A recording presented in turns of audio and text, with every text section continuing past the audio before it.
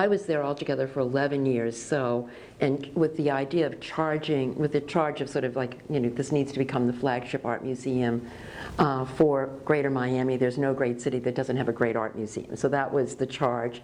And at that point in time, the Center for the Fine Arts was 10 years old, so this was a sort of 10-year looking at what was going on. And the Center for the Fine Arts was a department of county government, and it was also had a 501c3 board. And I bring that up because one of the things that we did, the first thing that we did was community-wide planning. Because there was a really broad sense that whatever we did needed to look like Miami. So that means it needed to look like, and Miami had a very particular geography. It was really, in many ways, the capital of the Americas. It was right at a pivotal geographic point between South America, the Caribbean, and North America. So it was really a place in the middle of the Western Hemisphere. And so we went out and we interviewed probably 100 people in discussion groups that took place at homes. Some of them took place at the center. Some of them were in English, some of them were in Spanish, some of them were in Creole. We interviewed high school students. We interviewed, we had a meeting where we interviewed all the religious leaders in town.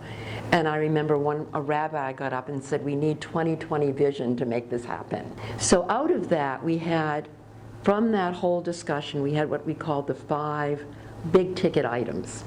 And that was that people wanted their art museum to be on a beautiful waterfront site.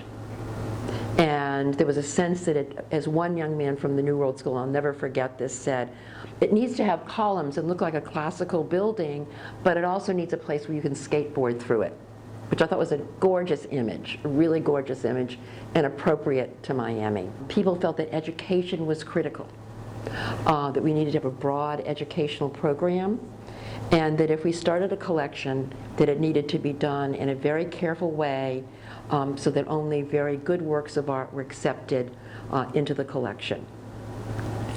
And so those were our marching orders. It needed to look like Miami, it needed to be of high quality, it needed to have a very strong education program that would be really open to families, and it needed a major site on the waterfront.